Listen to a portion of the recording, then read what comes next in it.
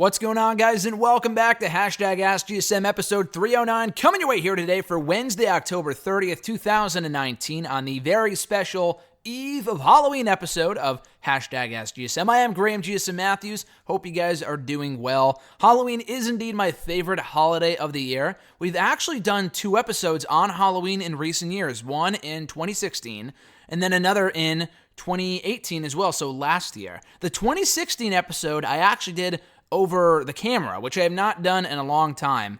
But I did that one with the camera, wearing my Macho Man Randy Savage makeshift costume from 2016. Last year, I don't think we did that, but we have plenty of Halloween-themed questions here on today's show, talking about Halloween-themed horror movies, my favorite among them, guilty pleasures, stuff like that when it comes to Halloween, what movies I'll be watching today, tomorrow, all October long, but also plenty of other questions regarding Crown Jewel and all the other happenings right now in the world of wrestling. We're going to be breaking it all down thanks to the questions you guys sent in from Facebook, Twitter, and YouTube. If you want to send in a question to the show, you can do so by tweeting me on the Twitter machine at WrestleRant with the #AskGSM. Find me on Facebook as well at facebook.com/gram.gsm.matthews. Leave a question on the post I usually put up on Tuesday nights, if not on the wall itself. And last but certainly not least, drop your question down below in the comment section on this very video. I'll include your question in next week's edition. So without further ado, let's get started here. We have a ton of questions, and I'm hoping that today, unlike the last couple of weeks,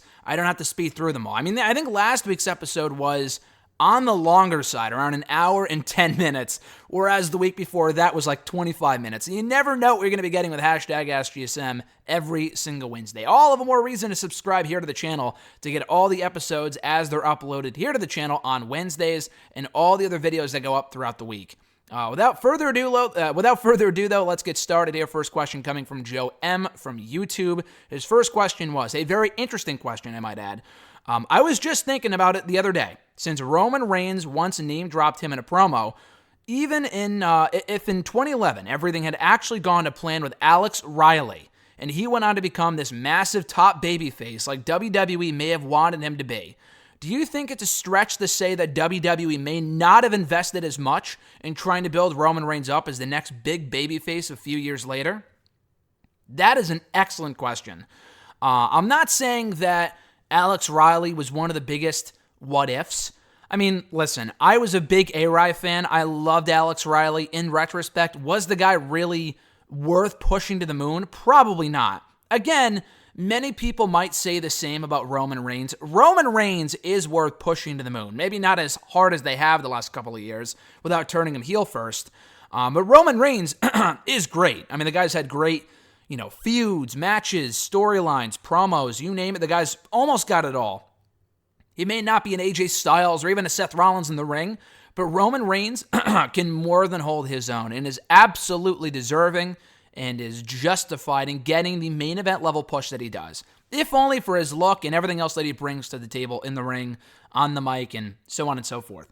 Alex Riley, for a while, and again, this may have been because, he wasn't fully fleshed out as a character at that point. With Alex Riley, he never really got a chance to really develop who he was as an on-screen character. Never really got a chance to show us what he was all about.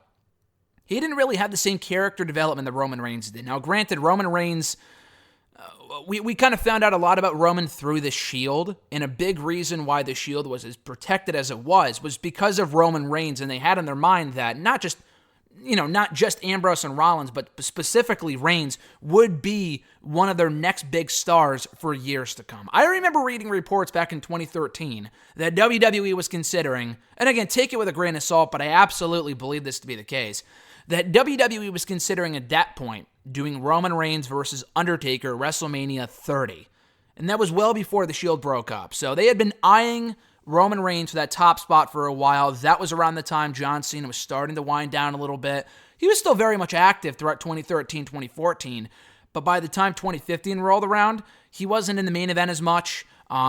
He took time off for injuries and movies and stuff like that, and he's really been a part-timer ever since. I don't think John Cena's really had a full-on feud in WWE now for about 2 years, since that promo that you mentioned when Roman Reigns mentioned Alex Riley on Raw about 2 years ago when Roman was feuding with John Cena going into that year's No Mercy pay-per-view.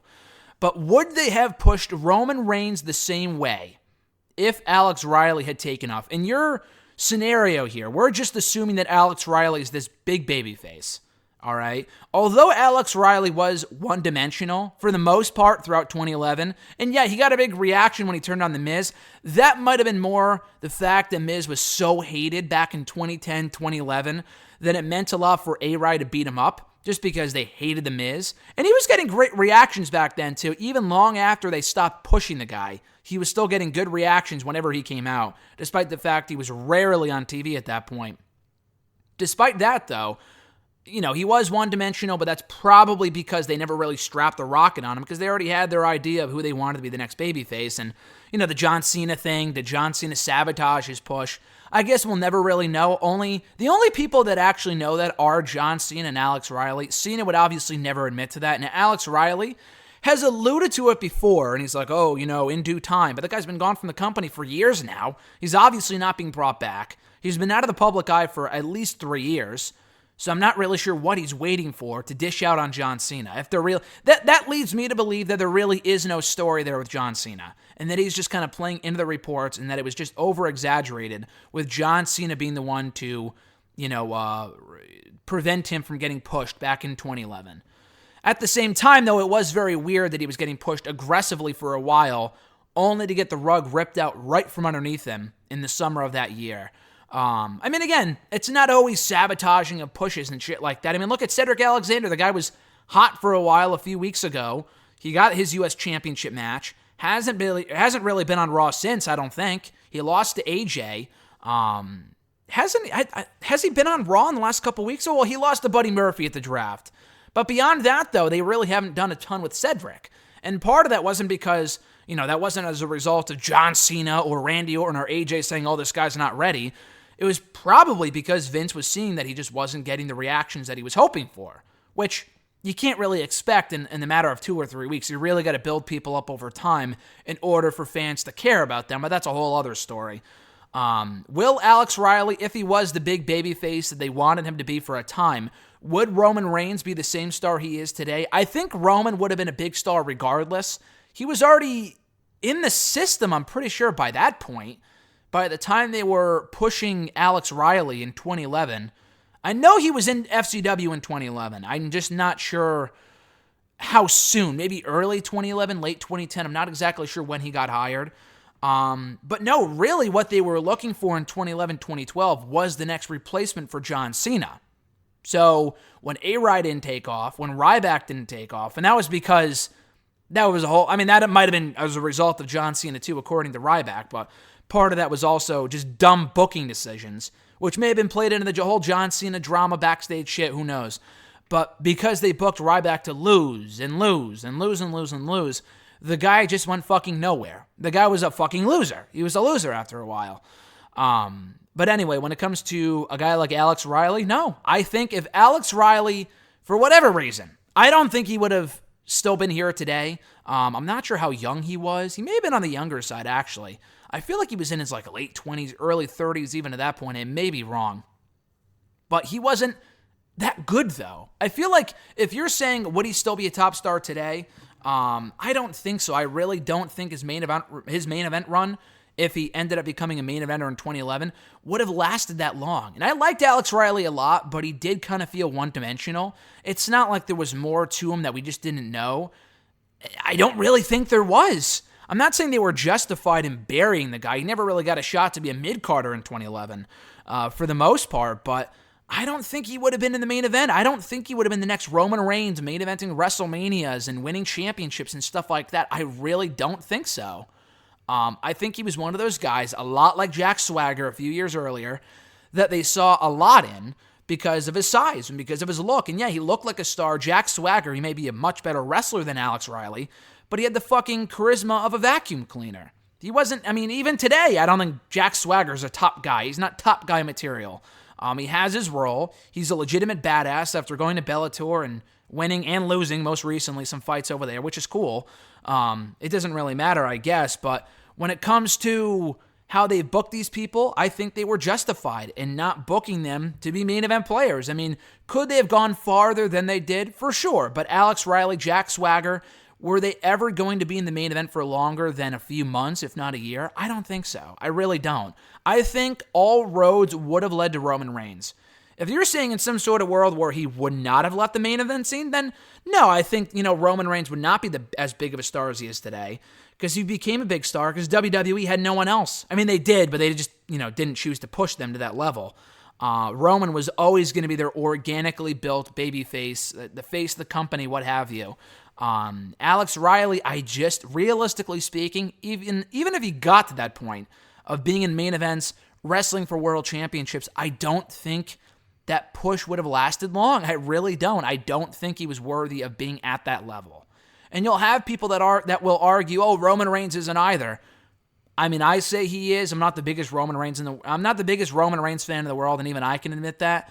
But that's just me. That's a whole other argument for another day. Their second question from Joe: do you have any guilty pleasure horror movies that you like to watch come Halloween? That's a great question. I may have mentioned this before, but all October long, specifically in the last 2 or 3 weeks, I've been watching a lot of my favorite Halloween-themed horror movies. Most of these, I should say, are absolutely terrible. So, for example, the last 2 or 3 days, and I tweeted about this late last night on Twitter, I've been watching the See No Evil movies with Alexis because she's never seen them before. Of course, she never really watched wrestling before I started watching with her a year and a half ago. So why would she have seen the See No Evil movies, We didn't watch them last year in October, but we did watch them this week. Of course, she thought they were terrible, in which they are, but I enjoy bad horror movies. I enjoy bad horror movies more than the good ones. I find it fun to pick them apart, make fun of them, because a lot of them are just fucking dumb. Even the Friday the 13th movies, I honestly really like the remake from 2009. I enjoyed that movie for what it was, but some of those scenes are really fucking dumb. And a lot of the things they do are just stupid, like when they're going to pick weed and then Jason's there to kill him in the camp. I think that shit's hilarious. But yeah, I find it a lot more fun to pick apart and watch those movies. Like, for example, and I know John Ritland's listening to this right now, and I think he liked this movie. I just thought it was so bad, but in a good way, where I had fun watching it because it was so stupid. Hellfest. It came out last year. It was out for literally the theater near me for 2 weeks. And not long at all, because it was so bad. And it bombed at the box office, I think. But it was a really bad horror movie. I'm not sure if it was intended to be good, but it came off to me as really campy, and that's why I enjoyed it. I might watch that again just because it was so stupid, But See No Evil was a lot like that. I mean, obviously I'll watch it for Kane, but the movies themselves are so dumb. I like watching them because they're just fun to pick apart. The same thing with, and not in the exact same way, I was kind of disappointed by this one, Girl on the Third Floor. I got to give a shout out to CM Punk. I thought he did a great job in that role as the face of, as the star of that movie that came out a few days ago. We watched it on his birthday on Saturday, Alexis and I did, and I liked it. It wasn't a great movie at all. The plot kind of sucked. It was very confusing at points, but I thought the acting was well done. The way it was shot was really cool. And it didn't overstay its welcome. It was only around 90 minutes. So I thought it was a good movie. Not great at all. It was kind of disappointing, to be honest with you. But I thought Punk did very well. I thought he killed it in the role. That would be one to check out. Other movies, today I'm going to be watching the 2018 Halloween. I thought that was a great movie. I saw that twice in theaters. That's how much I liked Halloween from that came out last year. That was a great movie. I would absolutely recommend checking that out. I thought that was good just for the sake of being good, not because it was bad and I like to make fun of it. No, that was an actually genuinely good movie. I like the It movies a lot. I thought It 1, It Chapter 2 were both great. We might actually go see The Joker again. Not that that's really a horror movie. That's more of a thriller, if anything. But we're going to go see that again on Thursday, on Halloween itself, probably. Alexis and I will. Any other guilty pleasure horror movies? This isn't really a horror movie, and I'm going to get picked apart. I'm going to get fucking ripped to shreds for saying this, because it's going to make me come across like a pansy. But I love the Halloween Town movies, and if you don't, then go fuck yourself. I'm just kidding. Don't do that. But I've loved those movies since I was a kid. They're Disney Channel original movies, which I used to live for as a fucking, 5, 10-year-old, whatever. Whenever those movies came out. I was born in 95. The first one came out, I think, in 98. I didn't watch it when it came out, but I definitely watched it when I was 5 or 6, for sure. Because I remember when the second one came out, and then the third and fourth ones, which were not nearly as good. But I really enjoy the Halloween Town movies. They're terrible, of course. Terribly acted and whatnot, especially the later ones. But I enjoy them. They're a guilty pleasure of mine. Hocus Pocus, again, not a horror movie. It's more of a Disney movie, family-friendly movie. But I really, really enjoy Hocus Pocus. I watched that about a week and a half ago with Alexis. She had never seen it before. Despite the fact we just went to Salem, Massachusetts earlier this month. She had never seen Hocus Pocus before. But I really enjoyed that movie. We watched Trick or Treat is a great one. Very underrated flick. My roommate in college actually showed that to me about 5 years ago, and I thoroughly enjoyed it. I thought that was a great movie. Definitely check that out. It's from the same guy that made that Krampus movie a few years later. Not later. This movie came out in 2007. Krampus, I think, came out in 2015. I think it was 2015. But yeah, that was a good movie. Definitely check out Trick or Treat. It basically entails 4 Halloween stories that all take place at the same time, and they all interconnect somehow. And again, it's about a 90-minute movie, so it's over quickly. But yeah, I have a lot of guilty pleasure horror Halloween movies that I like watching every October. And got to give a shout out to John Ritland. I was going to mention this later when he kind of asked a similar question, but I might as well mention it now. Got to give a big shout out to John, who's given me a lot of awesome digital codes for movies over the last year or two. Like when you go to buy a movie on Blu-ray or whatever, it's going to come with a digital code. He'll give me the code so I can have them on my Roku and Vudu account and stuff like that, which I really appreciate. He actually just gave me the code the other day for Midsommar. I don't know exactly how you pronounce it. I don't think John did either. I don't know how you say it, but Midsommar, that came out this past summer. I heard great things. John said that it was one of his favorite movies of the year, top 3 actually, which is high praise coming from him. So, because he has great taste in movies. So I'm hoping to watch that either today or tomorrow before Halloween tomorrow night. Again, we're going to see Joker in theaters again, so hopefully we could squeeze it in before then. Maybe we'll just skip Crown Jewel to watch that movie, we'll see. But yeah, I really appreciate John for the codes, actually, that he's given me. He's given me a lot of horror movies, because he's a big horror movie guy. So he's given me codes for Midsommar, whatever. What were the other ones? Halloween, actually. He gave me the code for Halloween, which is how we're going to watch it later, through the code that he gave me. The Quiet Place, which I had never seen before prior to earlier this year. I thought that was a good movie too. Maybe not something I would rewatch, but it was good. He gave me the codes for The Nun, The Conjuring 2, I believe, and a few others. Some other, scary movies. Hereditary. I have never seen that one before. That one kind of fucked me up when I heard what it was about and some scenes that were in the movie. I don't know if I'll be watching that. We'll see. I think Alexis liked that movie, so maybe she can watch it with the code that John gave us. We'll see.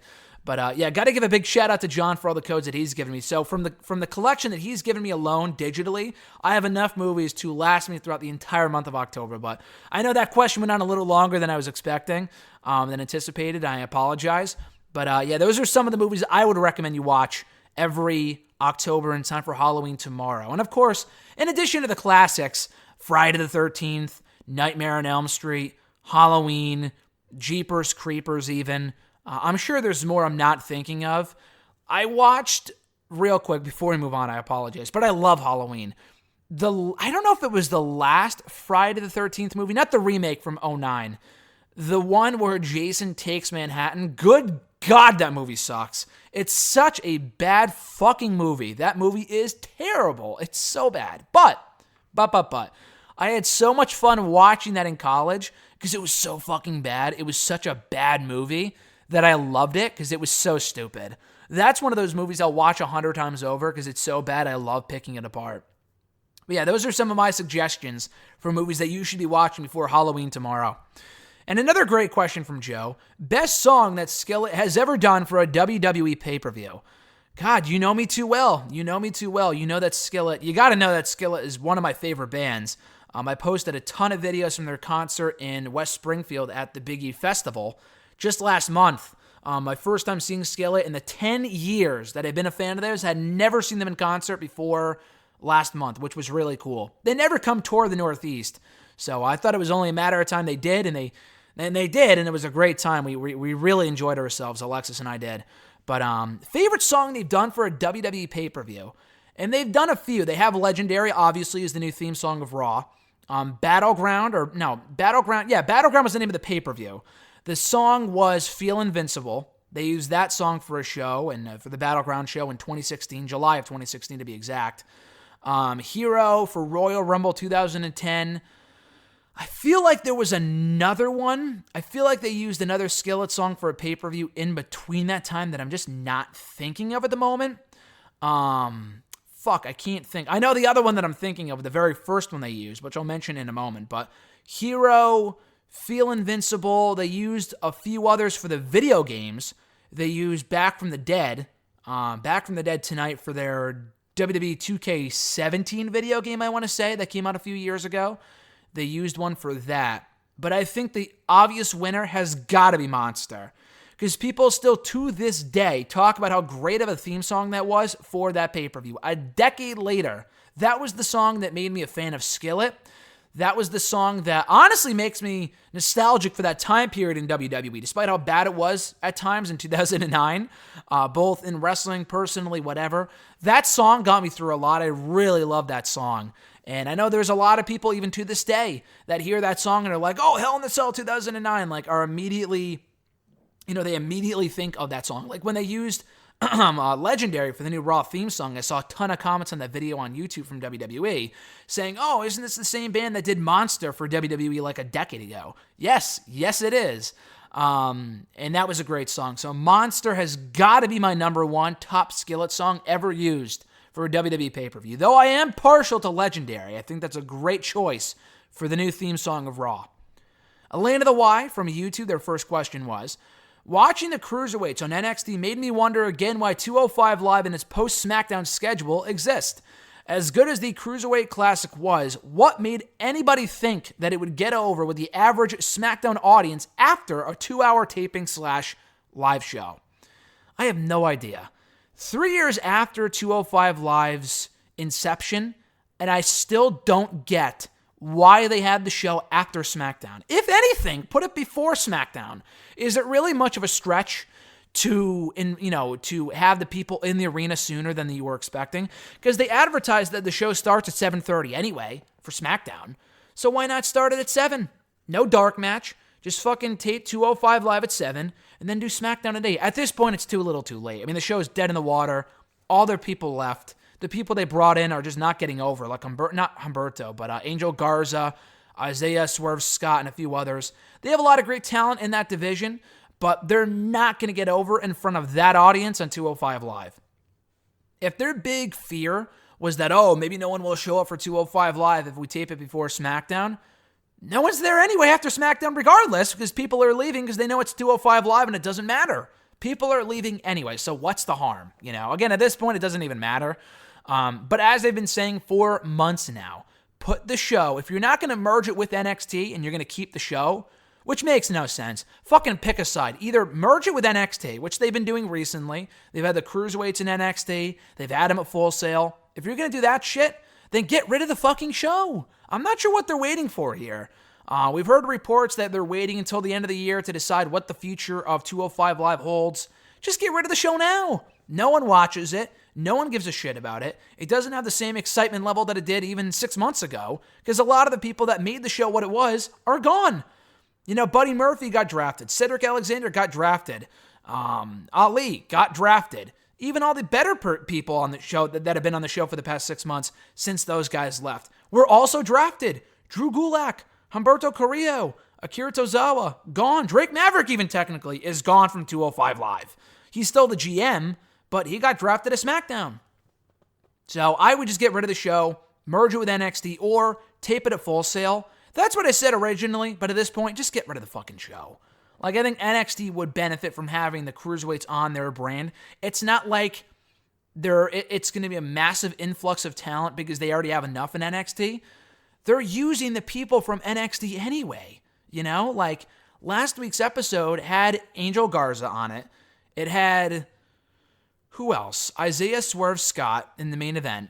And I feel like they had somebody else. Tony Nese lost to, Raul Mendoza. Raul Mendoza was also on 205 Live. These guys are on NXT anyway. So just merge the division officially with NXT and be done with it. Their next question: I see the upside with Britt Baker, but I keep feeling unimpressed with everything she's done in AEW so far, especially since she's been positioned as the best and most important woman on the roster for whatever reason. She's featured in all the media and hype videos, a focus in all of the commercials, and correct me if I'm wrong, but it feels like she wrestles the most regularly out of everyone in the women's division, which is definitely true. Aside from Rio, but even then I think Britt Baker is on the show more than anyone. Going back to their question, my biggest gripe with her is that she seems weirdly conscious of what she's doing, where you can notice her slowly setting up for moves or preparing to take them. Nothing feels natural, basically. What do you make of her and AEW's spotlighting of her? I like Britt Baker. I think she's got a great look. She feels like a star. The issue is that she has absolutely done nothing, as you said, to impress me or the masses so far. Up to this point, she has done nothing to warrant her push as like the top female of AEW. And granted, she's not the inaugural AEW Women's World Champion, whatever they're calling that title, but she is on the show just as much, if not more, than Rio. The time that they put into Britt Baker getting to know her with the video package last week in Pittsburgh, her hometown, very well done. Why not put that same amount of effort into getting people like Rio over? People like Rio because she's a good wrestler. I honestly don't give a shit about her. I'm going to be honest with you right now. She's a good wrestler, but because we've been given zero reason to care, I don't think I've heard her talk once. And I talked about this a week or two ago here on the show. I don't think I've heard her say a single word since she has come to AEW. If she can't speak English, then fine.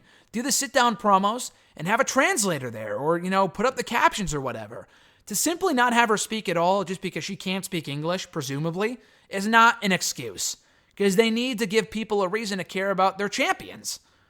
I know nothing. It's not even like, the viewing audience may not know who we are and may not know who Rio is, but people who followed her career, obviously, like the Young Bucks, for example. Any new fans tuning into TNT may not know what the Young Bucks are all about and who they are, but anyone who knows anything about wrestling knows who the Young Bucks are. It's not even a case of that. I would reckon that 80% of the audience, if not more, does not know who Rio is. They don't know her. They may care about her because she's a good wrestler. For me, that's not enough. And I'm a big, great wrestler guy, but yeah, she's a good wrestler, but even her matches have done nothing to really impress me so far. The Nyla Rose match was honestly not that good.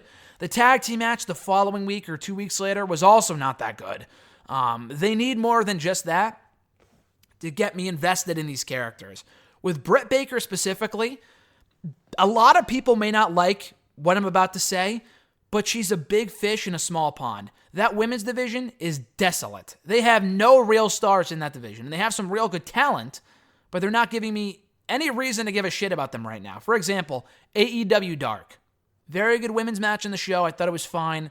Allie, Emi Sakura, Sadie Gibbs, and who was the fourth one? I don't even remember. Oh, Penelope Ford. Penelope Ford was also in the match.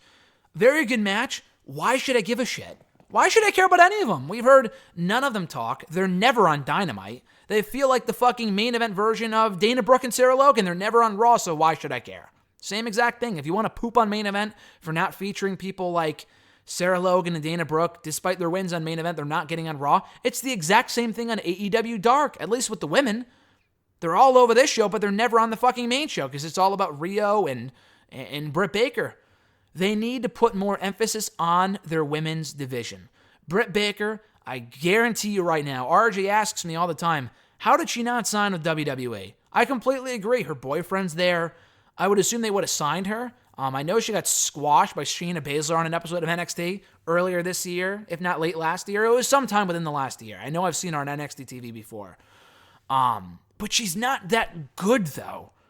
Like, you go back to that four-way that was on All In, actually, about a year ago. She was in that four-way at All In. She was the only one of those four that signed with AEW when it became a thing, just because all the other women in that match ended up getting signed elsewhere. Chelsea Green went to WWE.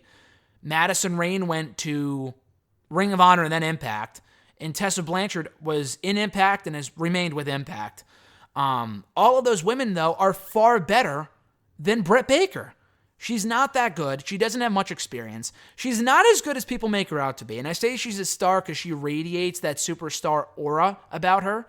But in the ring, on the mic, she doesn't come across like a star. At least, or like, she doesn't come across like the real gem of that women's division. She's just not. She's not as good as people make her out to be. She's not as bad as Leva Bates. I'll give you that right. I'll tell you that right now. And I'll talk more about her momentarily from the question that John sent in. I'll go on a rant about that momentarily, but she's not that person. At least not yet. Not to say she won't get better, but she's barely above average. Barely above average is Britt Baker in terms of an all-around performer. So, if she went to NXT, that's probably why she went to AEW, knowing that she can be the featured face of that show. Because if she went to NXT, I guarantee you she would not be even on the show right now. Talented women like Deonna Purrazzo and Chelsea Green are still sitting on the sidelines waiting to be incorporated into the storyline on the show. So if they're not on the show right now, why would Britt Baker be? She's not that good. I think she would have been perfect for WWE because she could have improved in the Performance Center and gotten a lot better like Bianca Belair. I'm sure she wasn't great when she first showed up, but she's still improving. She's a product of the WWE. She's a product of the system, and it's come along really well. For all the arguments that, people can really benefit from traveling and wrestling and other promotions and around the world, yeah, I agree. But Bianca Belair, another BB person, another wrestler that starts with a B and their last name starts with a B as well. Bianca Belair, Britt Baker, very confusing. But Belair has gotten a lot better in NXT alone. Without traveling elsewhere, she's done really well for herself. Britt Baker, I'm sure she's wrestled in a few other promotions. Has she wrestled around the world and shit like that yet? Not enough to the point where she's that good. So I think she would have been a lot better in WWE getting, improving with the system and the Performance Center. Not to say she won't improve in AEW, but I think it's going to take a lot longer she's on the show every week, but I think it's going to take a lot longer for her to get better than it would have been if she just went to NXT. Tessa Blanchard is another one where she wasn't great 5 years ago, but she got great by wrestling all over the world. Like, she wrestled a lot of different places and kind of created her own legacy. I don't really see that yet with Britt Baker. I don't know if she's really wrestled everywhere. Not to say that she has to cut her teeth on the indies, but she's got to get more experience under her belt to warrant her being the featured face of that women's division. Alina's third question here. I'm not sure what it says about the business today, but do you ever think about how WCW lost, quote unquote, the Monday Night War, yet almost 2 decades later, Chris Jericho and Diamond Dallas Page are highlights of AEW Dynamite, while Hulk Hogan and Ric Flair are doing head-to-head promos on Raw and on SmackDown? Yeah, you make a great point. WCW never really truly died. It didn't. Maybe the company did. The talent definitely did not. Maybe literally some did, sure, but I'm talking about you can also throw in Goldberg. Goldberg is still one of the most featured faces even 20 years later in WWE. He was just at SummerSlam a few months ago. He was in Super Showdown a few months before that. He was Universal Champion just 2 years ago. So anyone arguing, WCW died 20 years ago, yeah, maybe the idea of an alternative product to WWE, but their talent definitely did not. For all the talk that WWE does of, we beat WCW, we beat WCW, we beat WCW, that fucking narrative that WCW was, it was a bad show by the end there, but the narrative that WWE painted on their the Monday Night War show they did a few years ago was not entirely accurate. It just wasn't. It's not as cookie cutter as WWE was the superior show. We were the underdog the entire time. They did a lot of dumb shit too. Let's not forget about that, okay? But yeah, all of WCW's top stars are still all over programming in AEW and WWE 2 decades later. But yeah, so WCW is still around to this very day, even though the company is not, if that makes any sense. And their last question here, does Becky Lynch even have a feud right now? Although I guess the more important question is, does she need to be in a feud right now? She's not exactly allowed at the next pay-per-view, and she'll probably just feud with Bayley or whoever the SmackDown Women's Champion is for brand supremacy at Survivor Series. She's not going to be a crown jewel, but I should mention this. Maybe someone else mentioned the women's match at Crown Jewel and how there's never going to be one, which I thought would be the case too. There actually is going to be a women's match on Thursday, believe it or not. They announced it this morning. Lacey Evans versus Natalya, the feud that will never fucking die. It's less about the match, though, and the fact that women are wrestling alone, which is really cool. For the first time ever in Saudi Arabia. I figured it would happen at some point. I should, clarify. I figured it would happen at some point. I didn't think it would happen this soon. I think they tried for this either back in June or maybe last year at Crown Jewel. They flew the women out there to maybe try to get them on the card, and they couldn't. I'll believe it when I see it. Yeah, they promoted the match, but there's always the chance at the last second that they, pull the match. I know that sounds weird, but you never know. You never know. They flew all those women out last year, Alexa Bliss, and a few others, I think out to Crown Jewel about a year ago. And I think the idea was to get them on the card, and that there was some hope they can get them on the card, and there might have been some early talks of having them wrestle on the show, and they didn't. This one they're promoting, so if it doesn't happen, that's a big fuck you to their fans. So, not that people are clamoring to see Lacey Evans versus Natalya, but, to promote change in Saudi Arabia only to not deliver would be a real big fuck you, let's face it. I don't think that's going to happen, but you never know with Saudi Arabia and this type of shit. But anyway, with Becky Lynch, though, going back to your original question, does she even really need a feud right now? Is she in a feud right now? No. I guess she kind of is with the Kabuki Warriors, who she's been feuding on and off with for the past couple of weeks. Kairi Sane pinned her on Raw, and then she beat Kairi Sane on Raw this week. And then in a .com exclusive video, she mentioned that she has unfinished business with Asuka. So I can see them doing Becky and Asuka next week on Raw. I think that's a great feud, but the issue is that Asuka and Kairi, unless something changes tonight on NXT, they are the WWE Women's Tag Team Champions. So I don't see them facing Becky Lynch for the Raw Women's Championship. I suppose they could, and I'm not complaining. Kairi and Becky I thought was a really good match on Monday. But, yeah, I think you're right. I think they're just killing time before Survivor Series. She won't be at Crown Jewel, and they're probably just going to do her and Bayley for the, brand supremacy shit at Survivor Series anyway. So I can't really say I'm surprised. So yeah, they're probably just waiting, which sucks because I think Becky should be involved in more right now. But again, that's probably why they're just wasting time, because they know that Survivor Series, as far as I know, will be Raw versus SmackDown, unfortunately, again, for the fourth consecutive year, even when it doesn't mean jack shit. I would like to see some sort of program with Becky, but then it becomes a question of who do you have her feud with? From the Raw roster, who is ready to feud with Becky Lynch for that Raw Women's Championship? Honestly, they might just be waiting until someone comes back. They might be waiting for Ronda. They might be waiting for Nia. They might be waiting for Ruby Riott. Because other than those women, I'm not really sure who you put in the program with Becky Lynch. She's already beaten Charlotte a million times. That's not a feud I want to say. She's already feuded and beaten Natalya. She's feuding with the Kabuki Warriors right now, which is cool. Dana Brooke, she's on SmackDown anyway. Sarah Logan is hardly a threat. That's not the answer. The Iconics, who gives a fuck? It would have to be one of those three injured women, one of those three inactive women right now. I thought Nia Jax would be out to the Rumble. Same thing with Ruby Riott, but maybe they come back sooner than expected. I haven't really heard a lot about their returns. Ronda, Triple H said that she might actually be seen sooner rather than later, so I'm not really sure what the point was of her leaving for 6 months. Yeah, to take a break, but 6 months? Come on. Like, if she's trying to have a baby, I get it, but maybe she tried and they can't. I'm not sure what's going on there.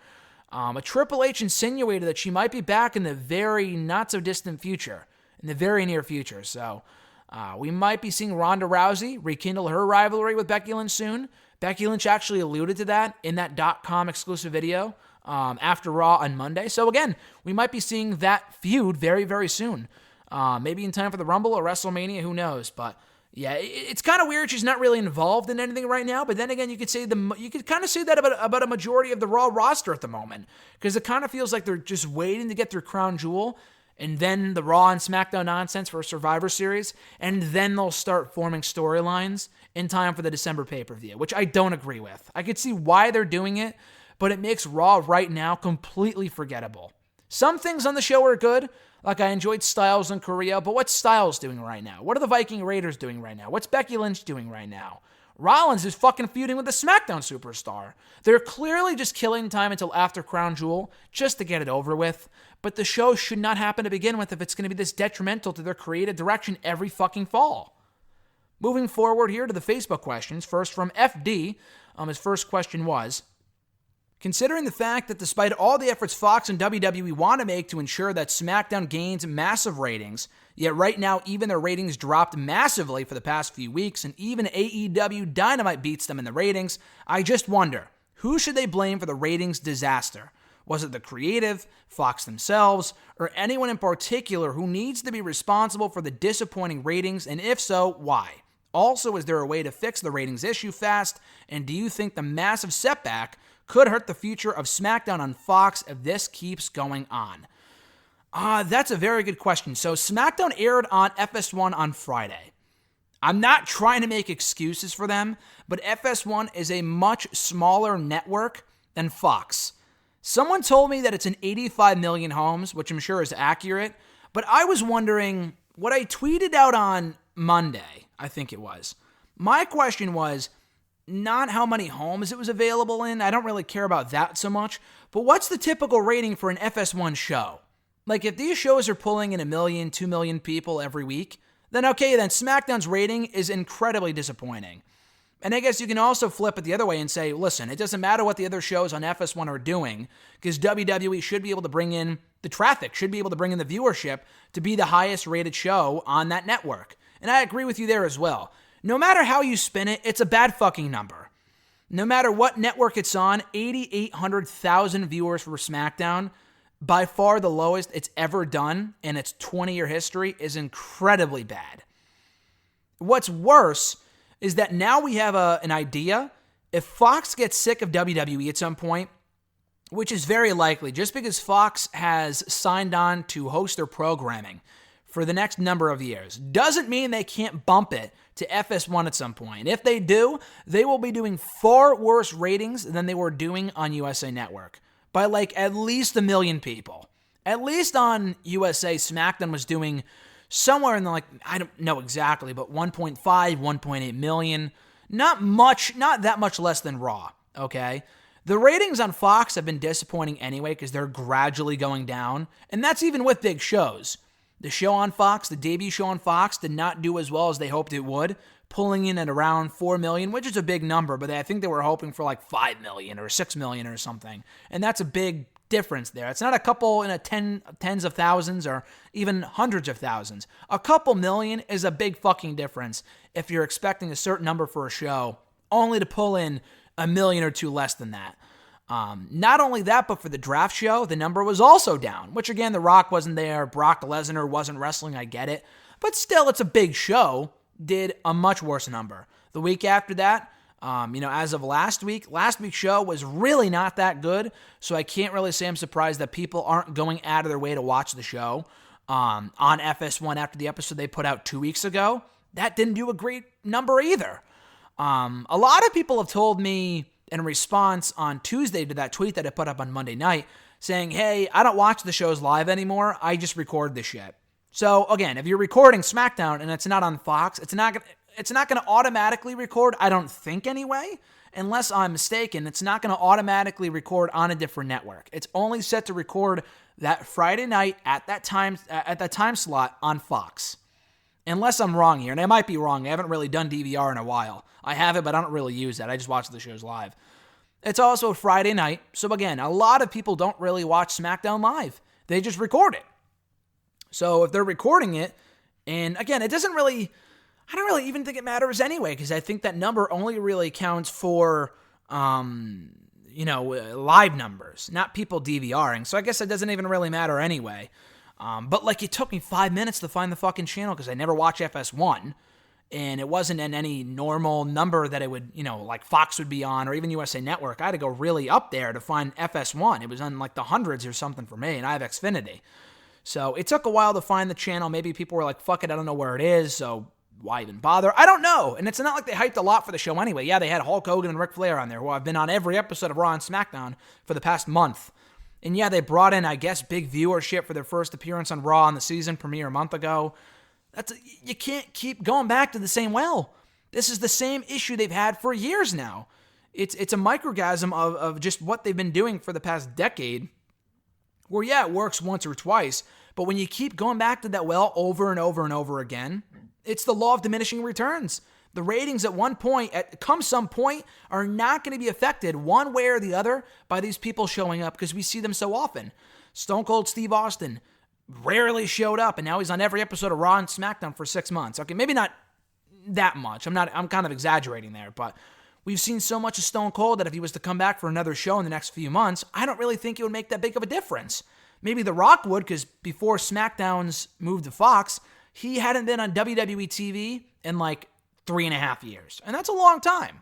Stone Cold, I mean, he was on the show a bunch of times in the last number of months. Would he really make a difference if he came back, if he was advertised for, like, let's say the New Year's Day episode of Raw, which I know New Year's Day is on a Wednesday this year, but, theoretically speaking, no, I don't think it would make a lick of a difference. So it's an issue. Who's to blame? Only really WWE. Fox themselves, give me a break. Like, Fox is far to blame for this thing. They are putting way more, they are investing financially and just emotionally and everything else way more into SmackDown than any network really should. Not just SmackDown, but just WWE programming on the whole. Yeah, I'm glad they're taking a risk on it. It's cool to see as a fan, but like, to see it not really pay off and not to see the show get the ratings that it should is very disappointing. SmackDown, when it goes back to Fox this week, is really going to be the telltale sign as far as how it's going to do going forward. If it only does around 2.5 million viewers, then what the fuck was the point for moving it to USA to Fox? If they're not going to be pulling in at least 3 million every week. They call it the new A show. Like, it might be doing the same numbers, if not worse numbers, than Raw at some point. So again, anyone saying that SmackDown's the new A show is bullshitting themselves, because the ratings, they haven't really been affected at all in the last few weeks, at least in a positive way. So no, Fox is not to blame for this. They deserve all the credit in the world. God bless them for investing as much as they have in WWE. And come some point, if WWE doesn't start picking up the slack and getting the ratings that they should and producing the type of shows that Fox was expecting when they signed on to do this shit, then they might just bump them to FS1 permanently, WWE is definitely to blame here for their lack of creativity. And I know it's just, it's not just right now. It's years and years and years of making people not care about SmackDown and not caring about their shows on the whole. Raw's no different. The shows may not be terrible right now, but because they've been producing subpar programming for so many years, people are just burned out. It's like TNA. TNA is doing some great work right now. I thought Tuesday's show was excellent on Access TV, also on Twitch. You can watch it there too. But because so many people have soured on Impact for all the dumb decisions they made over the past 2 decades, how can you blame those people? You can't get those people back because they've been burned out on the product. And I feel like WWE is quickly approaching that territory. For a long time, you had the same few million people tuning in because they were the tried and true and they weren't going anywhere. They're not going to gain any new viewers, WWE will, but they may retain the same viewers, okay? And when those people die off, like myself, I think they're fucked until they can gain new viewers for their shows. But anyway, it seems like even that core audience is slowly deteriorating away because even those people are starting to get sick of the shows and don't want to tune in live, aren't going to watch the shows, and therefore aren't going to help their numbers. So again, the only people to blame in this situation in terms of the ratings decline and shit like that are WWE themselves. If the shows were that hot, then why aren't they doing better, ratings-wise? FD's second question, what do you think is AEW's key to success so far in the Wednesday Night Wars against NXT? Does this prove the point on the statement made by Kenny Omega, Cody, whoever said it, before the war started that the company is full of stars, competes with indie talents, which makes them superior to NXT? I don't know what you meant there at the end when you said competes with indie talents. I'm not sure if that was a typo or what you meant by that. But basically what you're saying is because AEW has so far beaten NXT in the ratings, does that mean that AEW, they were right when they said that AEW was superior to NXT? It's all subjective. One is not superior to the other. I think they're both great shows. Now, again, if you asked me which show is better more consistently, I would say NXT. If I had to choose what I'm going to watch weekly, if I had one choice, and I couldn't watch the shows afterward or during or whatever, like simultaneously, if I had to pick only one show, say it's 1999 and I'm not flipping through the channels, I'm watching one show or the other, it's going to be NXT. I think they've had the better shows so far, but that's not to say AEW Dynamite's been bad. They've had some really good shows too.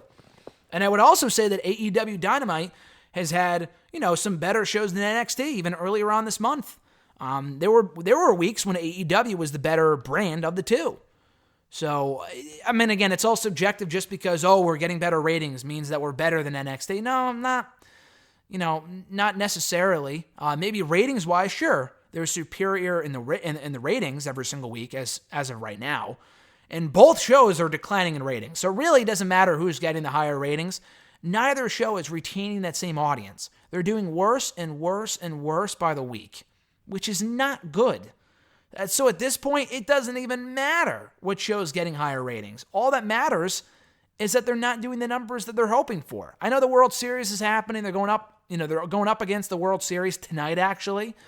Game 7 in the World Series, which is not good, because those ratings are going to fucking blow, I would assume. But at least the qualities of the shows have been very good. I will say that. The quality of the shows every week has been very, very good to great. So as a fan, I'm doing my part. I'm tuning in. I'm watching the shows. That's all I can really do. So aside from that, the ratings, they're not great at all. But at least I'm playing my part. I'm watching the shows, and both shows are equally enjoyable. If you say AEW is better, more power to you. If you say NXT is better, more power to you. Just because I enjoy NXT more doesn't mean it's the all-around better product. Like, they're both great, so it's hard to kind of compare. Again, if you asked me what show I would watch first, it would be NXT. But just because I've been watching and I've stuck with NXT for so long now, for so many years, I know they'll go out there and deliver. Very rarely, if ever, does NXT disappoint. So they are my tried and true. Not to say AEW's disappointed so far. Far from it. They've been producing some great shows as well. I think they're more on the equal playing field than saying... I think it's more equal than it's a case of, one's better than the other, or, this one's superior to the other. I mean, you can say that if you want, but I think both companies are going to say that because that's what they do. They're not going to say, it's even, or, they are better, blah, blah, blah. Obviously, they're not going to say that. But I think it's more a case of both shows are doing great work, and both AEW Dynamite and WWE NXT deserve an equal amount of credit. Their next question here, do you see Mansoor breaking out towards NXT proper as their next potential star, or is he just an ambassador for the WWE brand for promotion in Saudi Arabia and nothing else? I mean, so far he's only really been an ambassador for Saudi Arabia as part of the NXT brand. That's really all he's done so far, but I think he can be more than that because the guy is good from what I've seen. I actually watched the video this morning of Mansoor at the Crown Jewel press conference. They're doing like the media event right now. He comes across really, really well. I don't know, if he lived in Saudi Arabia, his English is amazing. You would never know that the guy has lived in Saudi Arabia for as long as he has. Maybe he's lived in the U.S., I'm not really sure. I think he was from Saudi Arabia because he got that tryout in WWE in Saudi Arabia at the Greatest Royal Rumble a year and a half ago. But he comes across really, really well. He carries himself exceptionally well. And in the ring, the guy's good too. So I'm not sure if they're building towards him as the next, maybe not the star of NXT, but I think he can be something in NXT. I was actually kind of surprised that he won that Battle Royal at Super Showdown, and then NXT proceeded to do nothing with the guy. I think the next time that we saw him after that was in a loss to Damian Priest, 3 months later. So I'm honestly kind of surprised that we have not seen more of Mansoor on NXT TV to kind of capitalize off the momentum that he had from that Battle Royal win, and hopefully they will put him on the show more, heading into, the remainder of the year on NXT TV, now that it's live and Crown Jewel's on Thursday. So maybe next week on the show, Mansoor shows up, cuts a promo, or has another match. After he likely beats Cesaro at Crown Jewel, he can follow up that victory with even more momentum on Wednesday. So I think Mansoor is good. Will he be their next big star? I mean, so far they've done nothing with him on the NXT show. That might be a Triple H call. Maybe he's not ready yet. I don't know. They have bigger stars right now they want to focus on. I get it. But hopefully at some point he is kind of integrated more into the product on the regular show because he is good. I actually enjoy Mansoor. Thomas B. from Facebook, his first question was, Do you think Vince McMahon is more willing to renew contracts these days than, or with the added threat / possibility of AEW signing them? 100%. 100%. I mean, that's why they offered Gallows and Anderson as much money as they did. Do you honestly think if AEW wasn't around, I mean, they don't want to lose talent to New Japan either. Like, they were doing this long before AEW became a thing. They've been, hoarding talent for a few years now. But do you honestly think that if there was no other competition out there, they would be paying Gallows and Anderson, who are very good, but they've done nothing with them for the most part for the past 2 or 3 years now? Do you think they'd be paying them $500,000 each? Probably more than that, like $700,000 each year. That's ridiculous. For those guys, they're very good. They're not worth that amount of money. And they're just doing that to keep them from going to AEW. That's the only reason why they're doing that. So, yeah, of course, Vince is, that's why they're not releasing anybody. They're not releasing anybody because they don't want them to go to them in the opposition. Do you honestly think they would give a shit about keeping Mike Kanellis again, he's not going to be a real threat to them if he went to AEW, but then again, they granted Ty Dillinger his release, and he went on to become a much bigger name in AEW than he ever was in WWE on the main roster. So they probably don't want to make that same mistake again. I mean, that's Mike Kanellis' fault for re-signing when he probably shouldn't have. Yeah, he did it for the money, but then he should have realized at that point, why do it for 5 years when I could just go be happy elsewhere? That's his fucking problem. He was in the wrong on that one, not so much WWE. But yeah, Vince McMahon is absolutely scooping up all the talent he can get, specifically Triple H. Do you think fucking Vince McMahon knows who Kushida is? Obviously not. Triple H does, though. He does his homework. William Regal does his homework. They're getting all the talent they can from all these other promotions, so they will not go elsewhere. And I think it's smart, obviously, but at the end of the day, if people want to blame WWE, they're a monopoly, they're assigning everybody. They're not forcing anyone to sign with them. Blame the fucking talent. Blame the wrestlers.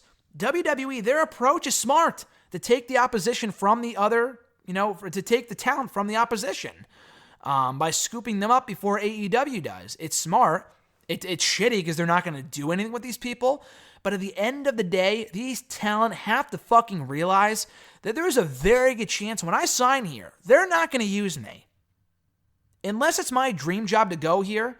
And for Jordan Myles, it was. But he also brought up, how could they employ a racist like Hulk Hogan? And I'll get to the Jordan Myles bullshit a little later on. But it's a prime example. How can they still employ Hulk Hogan? And this is, this is bullshit. The guy's a fucking racist. How could he still be there? Blah, blah, blah, blah, blah. You know what? He may have a point. Maybe Hulk Hogan doesn't deserve to have a job. That's entirely up to you. And whether you like Hogan or not, that's a whole other issue.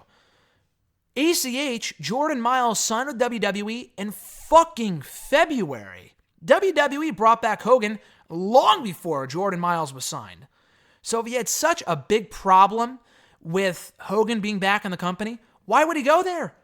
It's his dream job. It's okay. Then shut the fuck up and wrestle. You know what I'm saying? Like, if that was such a big issue to you, then don't sign. If you're going to sign, you have to shut the fuck up about it because that was your choice. And it's not a matter of, he shouldn't, it's not that he shouldn't have a voice, blah, blah, blah. Yeah, he should speak out about the t-shirt thing and stuff like that. I completely agree. But if he wants to bring up stuff that was an issue before he ever signed that he's going to bring up now as a problem, why did you sign with him then? Why would you go there if it's such a big problem that you think WWE hates black people? Why would you go there? You know what I'm saying? Like, at a certain point, I start to lose sympathy for those people. And that's not an isolated incident with Jordan Myles. This goes to all the reports of all the NXT people saying that, I'm not happy. Like, it came from a pretty legit source, so I am willing to believe that. But honestly, again, the only way I can fault WWE for that is if telling the NXT talent, listen, we're going to pay you more now that we're on USA. You deserve a higher raise or whatever. You guys deserve raises. That I agree with being upset with, because if they're being promised promotions and they're not getting it, yeah, that's kind of shitty. But if you're being, promised, you're going to get a big push if you sign with us, and they're not delivering on those promises, they're not, obligated to push you. They're signing everyone at the same time. Do you not have a fucking internet connection? Like, you have to know that when you sign with WWE, specifically NXT, There is other competition out there. You gotta know, part of the reason why they're signing you, they don't give a fuck about you. They're just taking you so AEW doesn't. And they're gonna pay you a shitload of money. And if all you care about is money, that's fine. But if you really want to wrestle, you gotta know that when you sign with them, there's gonna be a very good chance you will not be on TV for a year. Because they're focusing on other people, and they don't really have any plans for you. Oh, why would you sign this person if you don't have any plans for them? Because they want to take them away from the opposition. That's what any fucking business would do. These people, they're not putting a gun to their head saying, sign this contract. Stick it out with us. Sign with WWE. We'll make your dreams come true. Yeah, they may say that, but they also got to realize after all the other stories that have come out about, various talents that have left that weren't happy there, they got to realize that it's a fucking risk to sign with WWE or really any promotion. I'm not saying sit there and shut the fuck up and like it, but I just don't get it. Now more than ever, why would you go to WWE if you know there's a very good chance that you're not going to wrestle? It may be your dream job, and that's amazing. It's my dream job too. But if I was to ever go to WWE, I would have to know that after all the people that have come out of a WWE and the nightmare that it can be to work there sometimes, you got to know that might actually happen. And you got to realize, okay, that might happen, and if it does, they either have to leave or stick it out. You can't go there expecting it's going to be all fucking peaches and roses.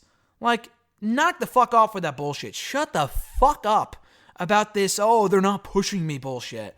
You know what? You made your own grave when you signed with them, so you're collecting a good paycheck. If you're in NXT, you're probably getting paid not a lot of money, but a decent amount of money, because otherwise, why would you be there? If it's your dream job, then it's your dream job.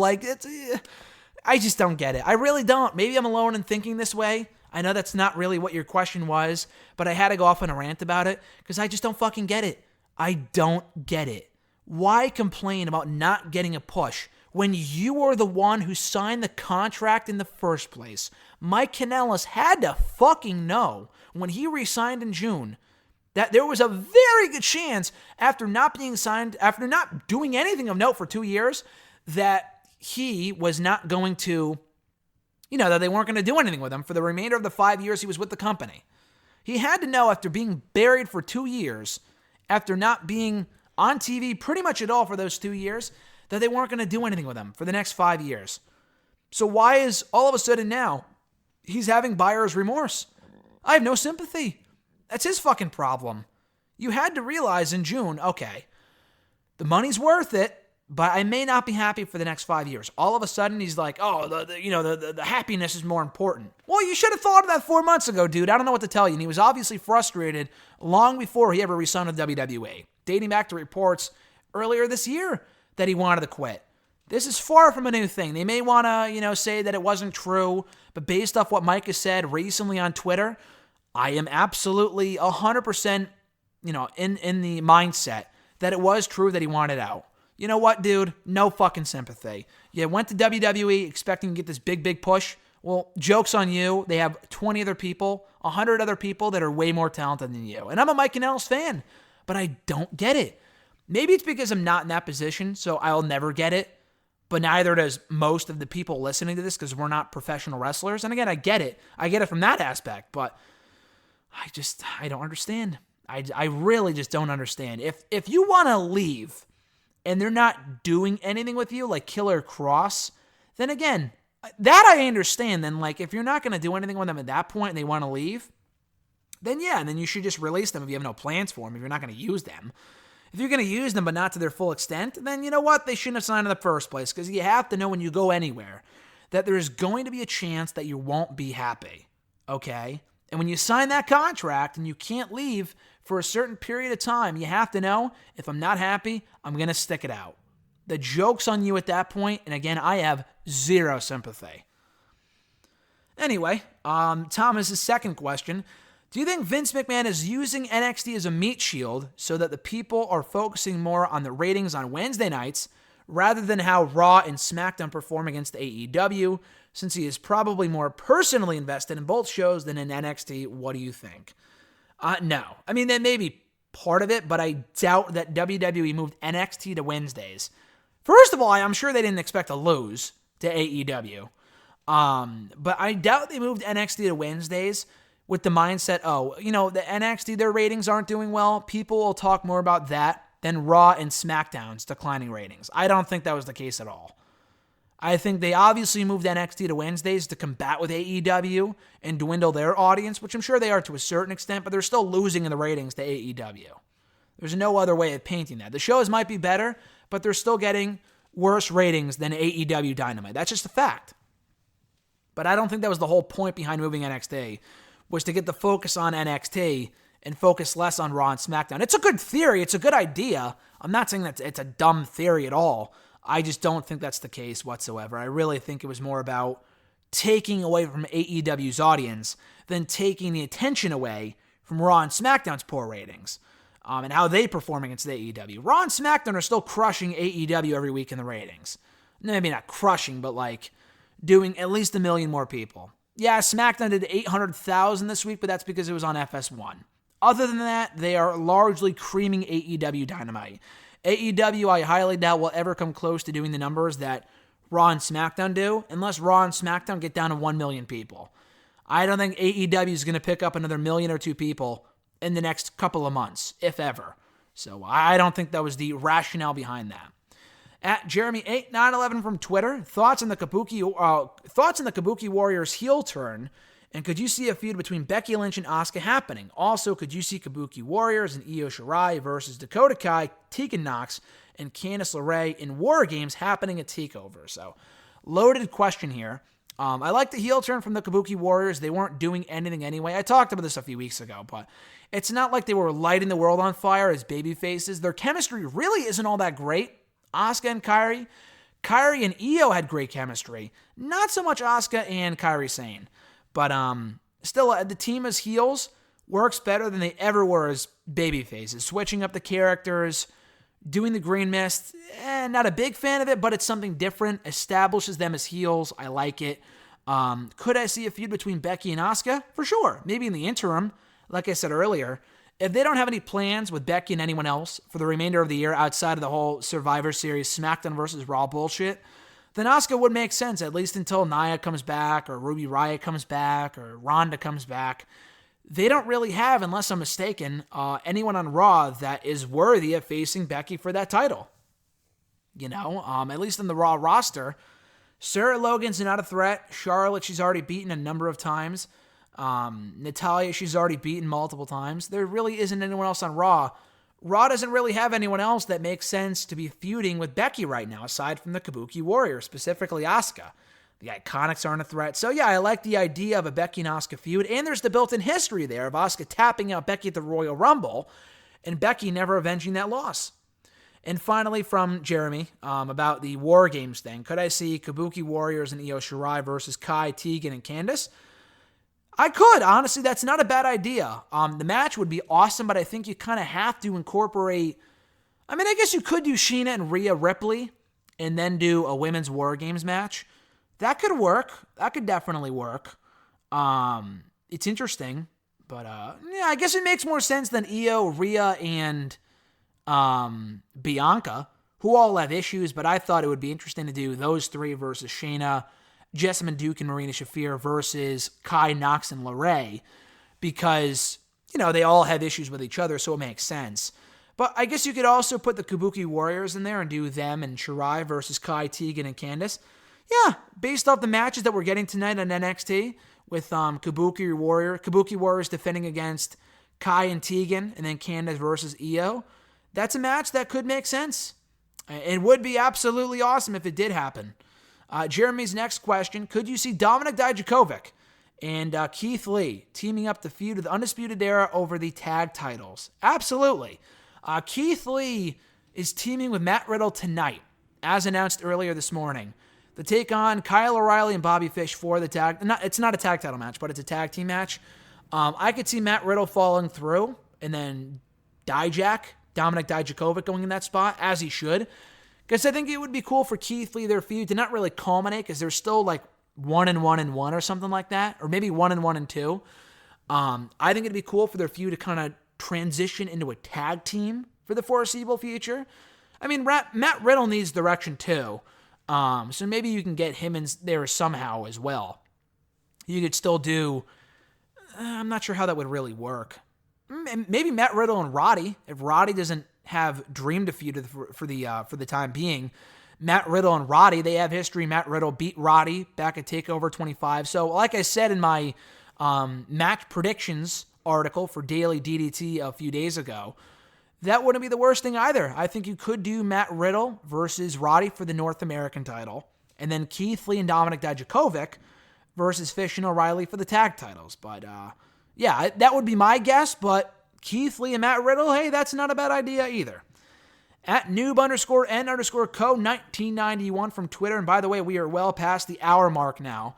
I guess I'm just in a talking mood today, so we have plenty more questions to go. So this episode might be lasting a little longer than the standard hour that I usually go for. But anyway, Jeremy's next question here, or rather Noob's question, I'm sorry. Will we see Io Shirai finally team up with the Kabuki Warriors at the end of NXT tonight? Honestly, like I said earlier, it's not too far-fetched. That could absolutely happen. Io's on the show. She's facing Candice.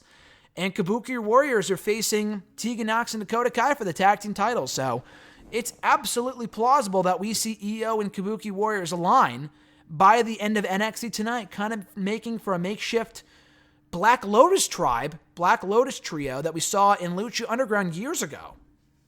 It was Io, Kairi, and some other woman, I'm not sure who it was, versus Pentagon. And Pentagon had to face them all in a gauntlet match. And I thought it was cool. The matches were good because Io and Candice are, not Candice, or Candice too, but Io and Kairi are awesome. So it made sense for, they were positioned as equals to Pentagon because they were great wrestlers. They are great wrestlers, so it makes sense. But yeah, getting Io in there, Io, Kairi, and Asuka as the next Black Lotus tribe, fuck yeah, I'm all for that. Will it happen? Probably not. But there's a chance. There's a chance. Knowing NXT and the fact they just turned Finn Balor heel last week, hey, anything is possible.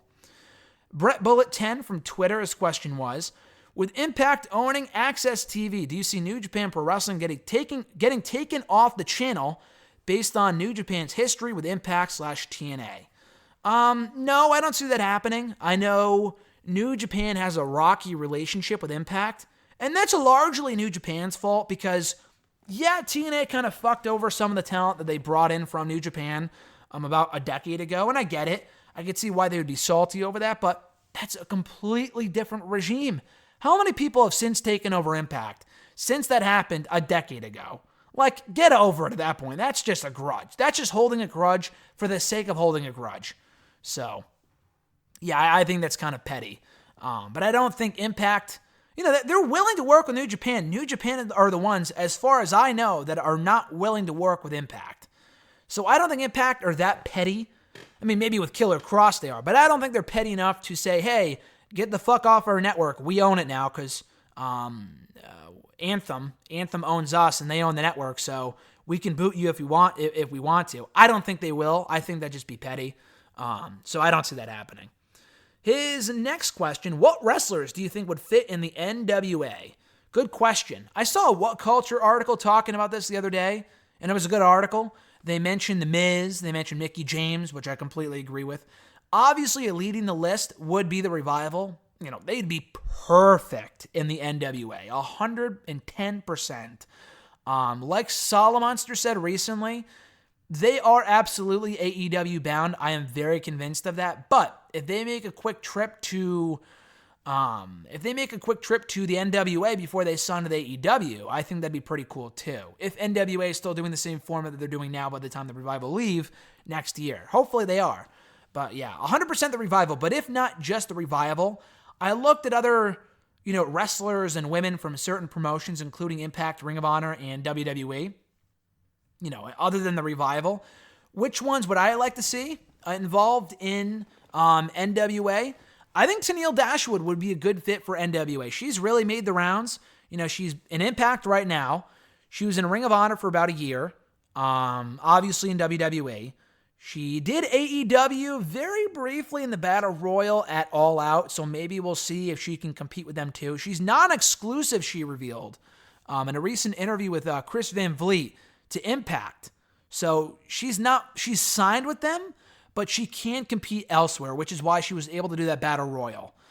It would be cool to see more of her in AEW. I'm kind of shocked she didn't go there, but Dashwood and NWA, yeah, it's possible. It's very possible that she goes there too. If she's not exclusive to Impact, she could very well work the NWA tapings if she wanted to. And they need more women in that division, so Dashwood and NWA, I think, would be a good fit. Dustin Rhodes, just because he's old school. He's a good fit in AEW just because his fucking brother runs the promotion, Cody Rhodes, so I wouldn't see him going anywhere anytime soon. But in a perfect world, yeah, he'd be kind of cool in NWA. The Bouncers from Ring of Honor, the Beer City Bruiser, and what's the other guy's name? Brian Malonis. I think they'd be great in NWA. Granted, they're kind of similar to the Dawsons, but other than that, I think they're a great tag team. They're very good for Ring of Honor, but I think they'd fit like a glove in NWA. Silas Young, he's the last real man. Why not? I think he'd be great in NWA. And finally, the Briscoes. I think they actually were. I don't know if they weren't the NWA Tag Team Champions, but they went for the titles recently. I think at the Crockett Cup show in NWA and Ring of Honor still had their working relationship. Briscoes, they're old school. I think they'd be perfect there. They're great wrestlers too, so they'd do a lot for that tag team division in NWA.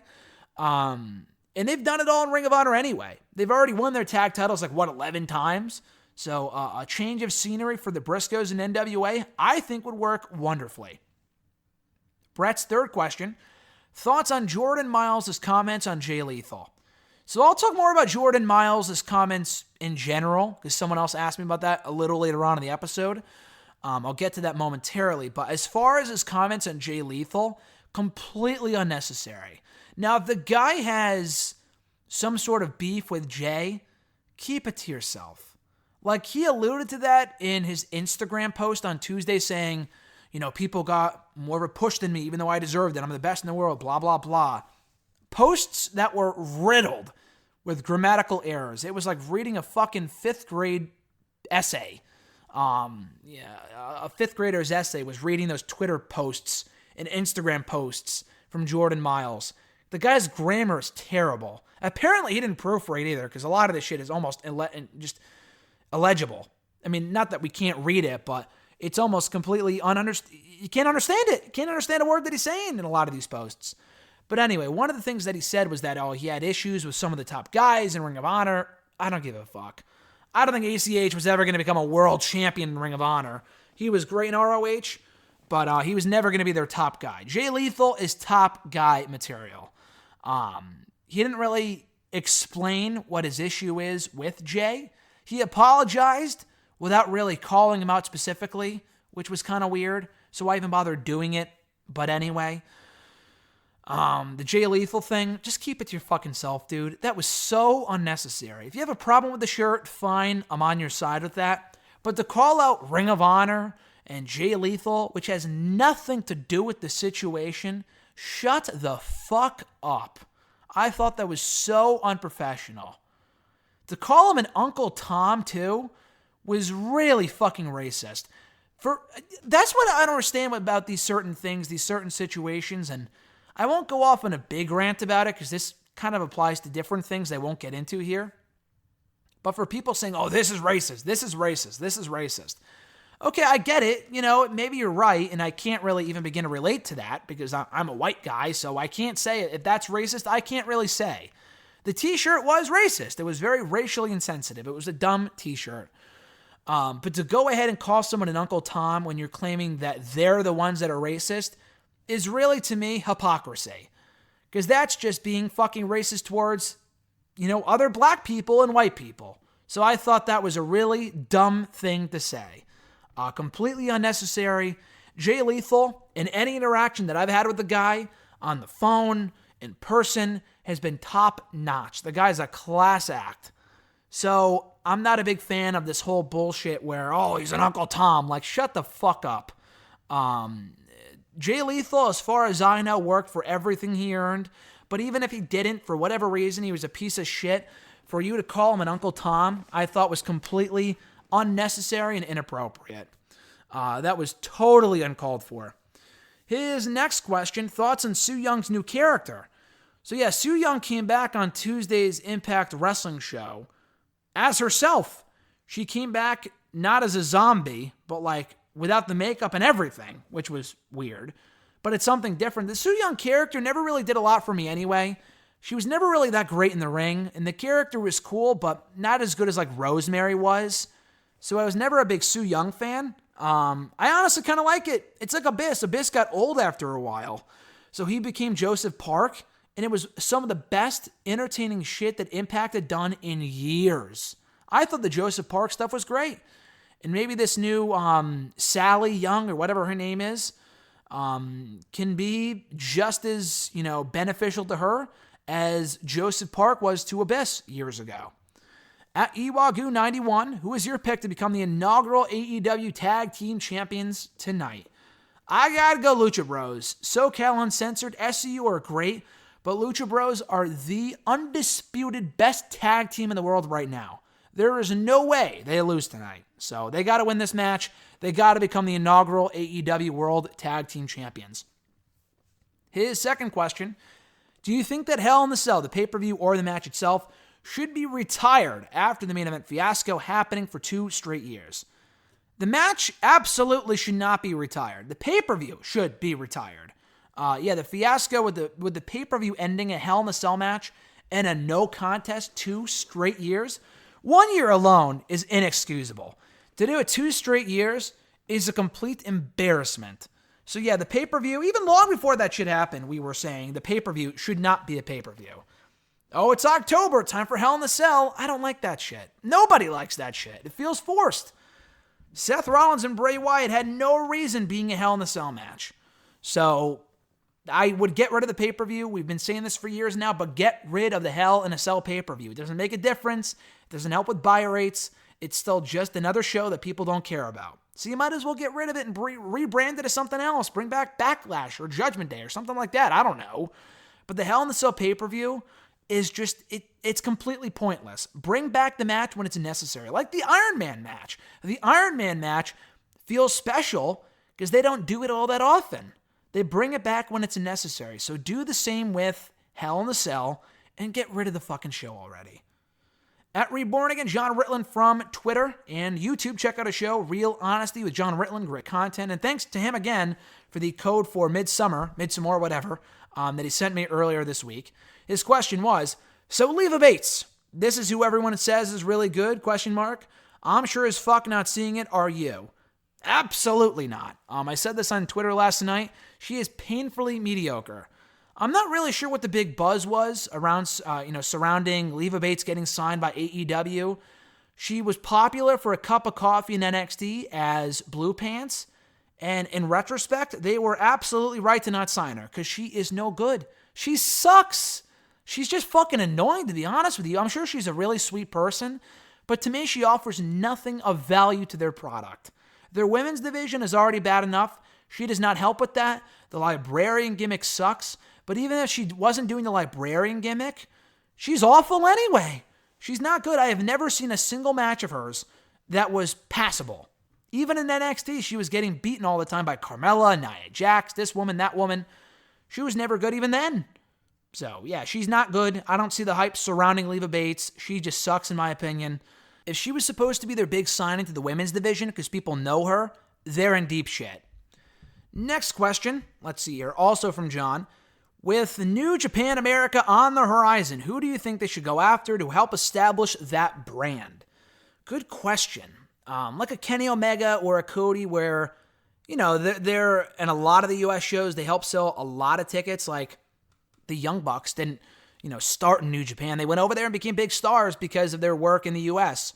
And Cody and Omega helped bring in a lot of new fans to their New Japan shows. I think their New Japan show, the New Japan shows that they ran in America just a few short months ago, didn't do great, specifically in Texas, attendance-wise, I think, because they didn't have that one big name like a Kenny Omega that the U.S. fans are familiar with that would bring in American fans to see them, I don't really think they have that anymore. I know people will pay to see Okada and people like that, but they need one big either American star, Canadian star, whatever, to help sell tickets to these American shows.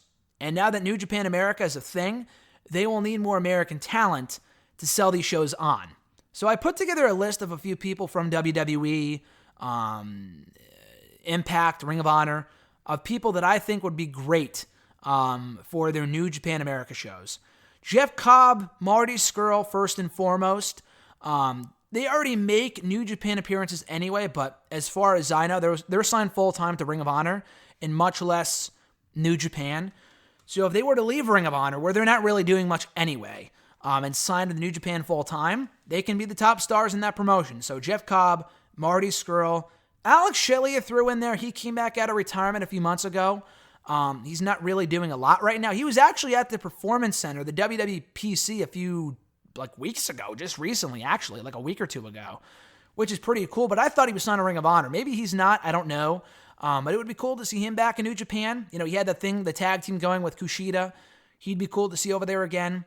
Brian Cage, he has said a lot in interviews about how he wants to do work in Japan, and it never really worked out. He just lost the Impact World Championship, so I don't think he's going anywhere anytime soon. But Brian Cage in New Japan would be huge, no pun intended. From WWE, Chad Gable, I think would be an awesome fit in a New Japan American, subsidiary. Luke Harper being another one, I think he'd be great over here. If he leaves WWE, as has been rumored for months now. And finally, get this one, Cesaro. I think Cesaro would thrive in New Japan America. I think it'd be perfect for a promotion like that. They're not doing jack shit with him in WWE anyway. He's about to lose the Mansoor Crown Jewel, and the guy plays his role well and getting other people over, and I appreciate that. But the issue is, he's worth way more than that. He's so much better than just losing to other people. So with Cesaro, I think he'd be perfect for New Japan America. John's third question, how much of the non-WWE roster, or rather, how much of the WWE roster, I was looking at your other question from a little later on, how much of the WWE roster feels uncomfortable with going to Saudi Arabia? 25%, 50%, 80%? I would reckon at least 50%, if not more, just because of all the issues that Saudi has had in the last year and a half, if not dating back further than that. You gotta know that most of the roster, at least maybe 60 or 70, is uncomfortable in going there. They may have no issue wrestling on the show, like Kevin Owens has an issue going there and wrestling on the show, Daniel Bryan too, which I completely understand. Everyone else that still goes anyway, I'm sure they're not fully in favor of being there. They're just doing it because it's their job and they don't really have a place to speak out, like a Mojo Rawley. Maybe not Mojo, because I think he is part Syrian, but no way Jose. If he has a big issue with Saudi Arabia, he's not in the same spot as a Bryan or a Kevin Owens where he can say, listen, I'm not going, because he's a fucking loser. So they kind of, not that he's crucial to their success over in Saudi Arabia, but they'd probably just fire him in that case, or at least bury him or, not put him on TV or main event, whatever, wherever he is nowadays. He's not really in that big of a spot to say, hey, I don't feel comfortable going there. And WWE can say all day long, oh, we won't force our performers to go there. But for a fact that if they don't, they will be in deep shit with the company. At least if they're not at the point where they can say that they're not going, like a Daniel Bryan or a Kevin Owens. So I would reckon at least most of the roster, maybe not everybody, but at least most of the roster is definitely not comfortable in being in Saudi Arabia right now. His next question, that Rusev, Lana, Lashley ending to Raw. Are we sure that WWE didn't rehire Vince Russo? Yeah, I'm not too sure anymore. After that Raw ending on Monday night, it was so fucking bad. I'm not really sure what more I can say about the storyline that hasn't already been said, but it's so bad. It makes for piss poor TV. They're just burying Rusev and Lana on the way out, and it's sad to say because they're better than that, specifically Rusev. I know the crowd kind of liked it with the whole sex thing, but if someone walked in on me watching Raw on Monday, I would be fucking embarrassed to be a fan of professional wrestling. That's how bad that shit was. They probably thought I'd be watching porn or something. I probably would be less ashamed to be watching porn than watching the end of that show on Monday night. That's how fucking bad the ending of Raw was. God, it was deplorable. But this whole storyline sucks, and it definitely feels like they rehired Vince Russo. If this is Paul Heyman's grand master vision for Monday Night Raw, I want no part of it. Next question, also from John. I kind of answered this earlier, but I'll mention it again. Non-wrestling related question here, but knowing how you like Halloween, what are some of your go-to movies for this holiday? Horror movie themed or not, just curious. Already mentioned all the movies I watch on Halloween before, but I forgot to mention this. My go-to Halloween movie, I'll watch See No Evil 2 every October. I'll watch Friday the 13th, the original and the remake. I'll watch, like I said earlier, the Halloween Town movies for as silly as they are. I'll watch Trick or Treat. I'll watch all these other horror-themed movies. Girl on the Third Floor I watched for the first time the other day. But every Halloween, maybe not the only movie I'll watch on Halloween, but the movie that I have watched every year on Halloween now for 7 consecutive years. I think this might be actually year 8. I watched it last year in the morning before I left for a Halloween party later that night, and when I got home later that night, I finished the movie. 2 years ago, I watched it before I went to school, and when I got back from school, from my college class that night. 3 years ago, I watched it before Raw. 4 years ago, I watched it when I got back from Salem, Massachusetts. The year before that, I watched it when I got back from Salem. 2013, I watched it before before I went to class at college. I watched it before class that morning. And in 2012, I watched it, I think, after main event. And in 2011, I think I watched it when I got back from trick-or-treating. Ghostbusters. I love watching Ghostbusters every Halloween. It's my second favorite movie of all time, third favorite now. It was my second favorite for years and years and years, for well over a decade, but Avengers Endgame actually recently surpassed it, so Ghostbusters is my new third favorite movie of all time, beating out, I think Guardians was number 3 for a long time, and now that's been bumped to number 4.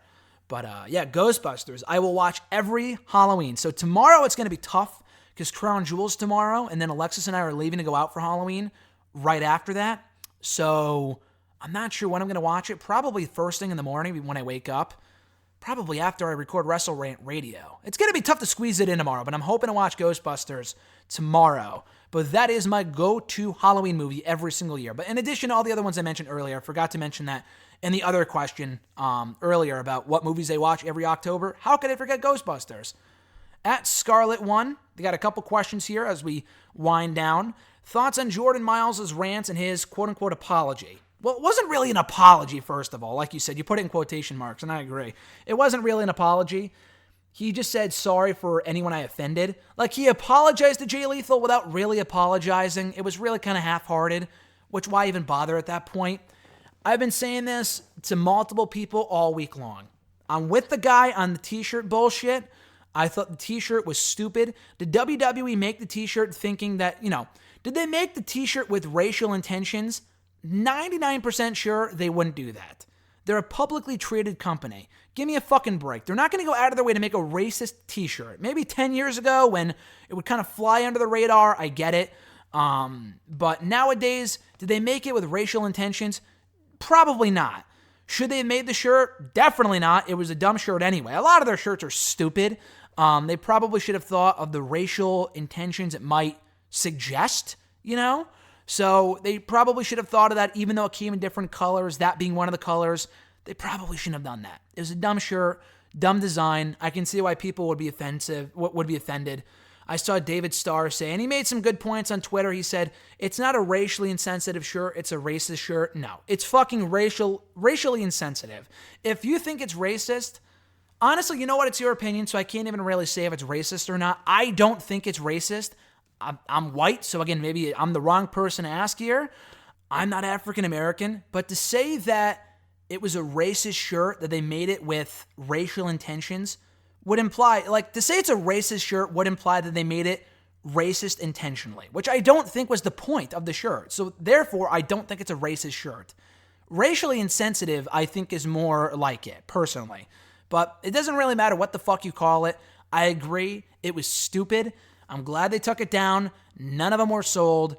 It was really fucking dumb. So I get it. The other stuff he said about Ring of Honor, Jay Lethal, WWE hating black people is fucking dumb. He should not have said it. The guy's trying to get himself fired. I understand. But he doesn't really have anything to back that up off of. He's been in NXT for a cup of coffee, and he just won the NXT Breakout Tournament.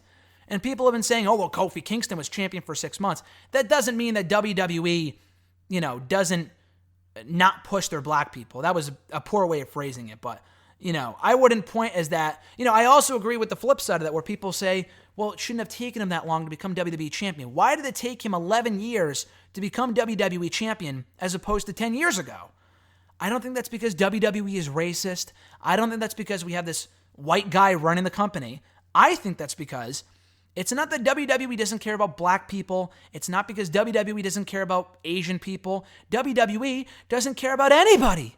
It doesn't matter what the fucking skin color of the superstar is. It doesn't matter what the color of their skin is. It doesn't matter what their ethnic background is. It doesn't matter what language they speak. WWE just doesn't push certain people. There's a lot. For every black person that you could say that didn't get pushed by WWE, there are just as many, if not more, white people or Asian people that WWE didn't put the title on, that they should have. They're just not good at pushing people that deserve to be pushed. Again, not everyone's going to get pushed, but Cesaro, why isn't he getting pushed? Is it because of his skin color? No. It's probably because he can't speak, but, that doesn't really make a difference. Jinder Mahal sucked, but they still put the belt on him, for 6 months a few years ago. I don't think it's a racist thing. I don't think it's an ethnic thing. I don't think it's any of that type of shit. I don't think it's a gender thing. I don't think it's a sex thing, male, female, gay, transgender, whatever. WWE, they just don't push people that they should be. That's just a fact. I really don't think it has anything to do with the fact that Jordan Myles is African American. I don't think it has anything to do with the fact that, people brought up Darren Young. Well, they pushed him and then they never, they fucking fired him and they just threw him out to the curb because the guy was no good. The guy was no fucking good. And I like Darren Young. But that is such a bullshit example to use. If the guy was amazing and they did nothing with him, then I would get it. Then I would maybe agree, yeah, they didn't push him because he was gay. But that had nothing to fucking do with it. They didn't push him before they found out he was gay. They didn't push him after they found out he was gay. It didn't make a lick of a difference because the guy was not worthy of being pushed in the first place. The closest he came to getting anything resembling a push was when he was with Bob Backlund in 2016. And that I agree with, could have had potential. He was getting over. It had nothing to do with the fact that he was gay, that he got pushed. His de-push had also nothing to do with the fact that he was gay. They just de-pushed him because they lost interest after a while. And that was WWE's fault. They fucked up on that part. That was their fault. But it had nothing to do with his sex or his, gender or his race. It had nothing to do with it. So stop pointing to Darren Young as some sort of glaring example of a guy that, he was gay. They didn't push him though. No, because he sucks. Same thing with the AEW bullshit I've been seeing. They need more gay people on their roster. No, we don't need more anything. We need more, we need better wrestlers, which is what they have, but they're not doing jack shit with them. You know what I'm saying? It's not even that they need better talent because they have the talent. They're just not doing shit with the talent that they have. Don't hire someone just because they're gay, or just because they're black, or just because they're white, or just because they're straight. Hire them because they're good. And I'm glad they're doing that, but they need to use these people more. Again, a lot of people might be offended by that rant I just gave, and I apologize, but I think it's just a fact. And again, maybe I can't relate because I am a stray white male. I get it. Maybe I'm not one to comment on this, but just for my opinion, and we're all allowed to have opinions. It's not that no one is allowed to have an opinion on this. We're all allowed to have opinions. So stop with that shit. White people can't comment on this because they're not involved. Shut the fuck up. Shut the fuck up. But that being said, though, I just think his comments beyond the t-shirt stuff were completely inappropriate, totally off base. And I don't work there, so I don't know. But I really don't think Vince McMahon or Triple H have racist intentions. I really don't. I know Vince was caught saying the N-word on TV that one time, not even caught. He outright said the N-word on TV, which was fucking dumb. But I don't think it's because he's racist. They just don't care about certain people. CM Punk never once claimed, he didn't push me because I was Italian or some shit. No, they just didn't treat him with the way that he should have been treated towards the end there because, they just do that with a lot of different people. But anyway, I'll stop there and rant. We got to get going here. We're almost an hour and 40 minutes in. Easily the longest hashtag I've done in some time. So I apologize. But I'm really fired up today, and I got a lot to get off my chest. So that's why the episode's gone so long. And I feel like I kind of have to make it up to you guys after having the episode go 25 minutes 2 weeks ago. But anyway, best and worst of the Wednesday Night Wars, number 4. So from last week. There really wasn't a worst from either of the shows, I would say. I thought NXT was the superior show. The best, Finn Balor's heel turn was great. The three-way for the North American Championship was excellent between Strong, Lee, and Dijakovic. AEW had some really good matches too. Moxley and Pac was really good. SCU versus Dark Order was a good match. Lucha Bros versus, Private Party. Awesome match. Too many flippity-doo-dahs, but a really good match nonetheless. The Cody segment I thought was well done. Very good show as well, but I thought NXT was the superior show. Again, no real worst from either show, I would say. Have you heard about Jake Hager's latest Bellator fight and its controversial finish? So yeah, Hager got disqualified in the fight on Friday, I think it was, when he kneed his opponent in the balls. I don't think it was intentional, but I saw some people saying online, this is even better than a win, because it paints him out to be an asshole, and he's a heel anyway. This is great. No, I think he would actually benefit from a win. He would make more money. I would rather promote my MMA fighter on my roster as being undefeated than getting disqualified. So no, I don't think it's a positive. But yeah, they can make the most out of it by having the guy come out next week and start fucking low-blowing everybody in his matches. I guess that would make sense. They can capitalize off of this. But it's cool to see the guy fighting. He's done largely relatively well, I think, for the most part, which is cool. But yeah, the controversial finish, I'm sure, was an accident. But there is a way for AEW to make the most of it. But to say that it was the best case scenario, oh yeah, that's what he should have done the entire time, like it's better than him winning, I think is bullshit. Anyway, their last question here. Have you heard about WWE's attempts to buy various Japanese wrestling promotions, Noah, Stardom, Dragon Gate, for NXT Japan? Yeah, I have heard about that. WWE really wants to buy up as many companies as they can. We've heard rumors for years about WWE wanted to buy Ring of Honor, Impact, and now all these other promotions over in Japan. I'm glad they had the willpower to say no, because again, it's the same thing as I was saying earlier about the people signing with NXT and expecting this big push and not getting it. Like, Noah, they sold the WWE. They can't complain later on like, oh, they're monopolizing the industry. Well, you fucking sold. Like, that's your fault. Like, then don't do it then. You know what I'm saying?